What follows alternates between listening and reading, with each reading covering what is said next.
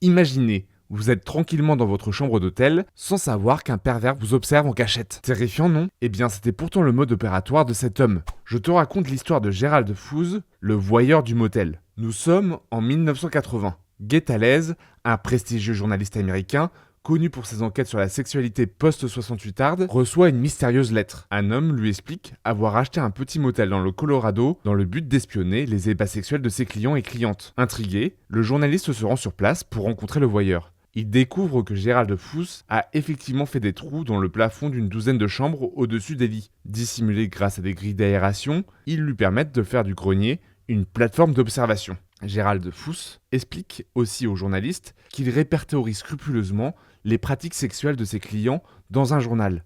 Dans celui-ci, Gérald Fouz parle de lui à la troisième personne et il se surnomme le voyeur. Sur la plateforme d'observation, en cette soirée de l'automne 1976, le voyeur se masturbe en regardant une femme blanche quasiment s'étouffer parce que le pénis noir de son amant est trop gros pour sa bouche. Exactement au même moment que l'homme noir, le voyeur a lui aussi un orgasme dans le grenier. Le voyeur projette une première giclée de sperme sur la grille qui se met alors à goûter au-dessus du pied du lit. L'hôtelier et le journaliste vont alors conclure un pacte plus que douteux. Le reporter accepte de ne pas dévoiler le nom du voyeur à quiconque et surtout de ne pas prévenir la police. En contrepartie, le voyeur lui enverra ses carnets de notes documentant les pratiques sexuelles de ses clients.